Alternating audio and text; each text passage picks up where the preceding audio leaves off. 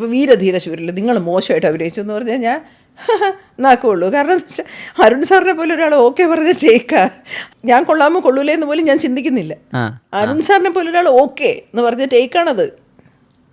Sir okay എന്ന് പറയൂല. അല്ലെങ്കിൽ മുസ്തഫയെ പോലെ ഒരാൾ, അമൽ നീരദിനെ പോലെ ഒരാൾ ഓക്കെ പറഞ്ഞ ടേക്കുകളൊക്കെയാണ് സിനിമയിൽ കാണുന്നത്. അത് വേറൊരാൾ ഒന്ന് കൊള്ളൂല എന്ന് പറഞ്ഞാൽ ഞാൻ അത് സീരിയസ് ആയിട്ട് എടുക്കും? ഒരിക്കലും എടുക്കില്ല. കാരണം അവരുടെ സിനിമ അതിലെന്ത് വേണം എന്ന് അവർക്കേ അറിയാവൂ. അവർ ഓക്കെ വെച്ചിട്ടുണ്ടെങ്കിൽ പിന്നെ വേറൊരാളെ നമ്മൾ കൺസിഡർ ചെയ്യുന്നില്ലല്ലോ. ചില പൊട്ട സംവിധായകർ നമുക്കും അറിയാം ജഡ്ജ്മെൻറ്റ്. അപ്പോൾ അവർ കൊള്ളൂലെന്ന് പറഞ്ഞാൽ നമ്മൾ ആണല്ലേ കൊള്ളൂലായിരുന്നല്ലേ ഇത് അങ്ങനെ നമ്മളും പറയും, നമുക്ക് മനസ്സിലാവും. പക്ഷെ വീരധീരശൂരൻ പോലെയൊക്കെ ഒരു ഗൗരവമുള്ള സിനിമയിൽ വന്നിട്ട് നിങ്ങളുടെ അഭിനയം കൊള്ളൂലായിരുന്നു പറഞ്ഞാൽ നമ്മൾ എന്ത് ചേച്ചിനെ കൂടുതൽ ഭയപ്പെടുത്തണം? മോശം സ്ക്രിപ്റ്റ് അതാ മോശം സംവിധായകനാണ്? മോശം സംവിധായകൻ. മോശം സംവിധായകൻ. നല്ല സംവിധായകൻ മോശം സ്ക്രിപ്റ്റിൽ എങ്ങനെയെങ്കിലും വലിച്ചപ്പുറത്തിടും.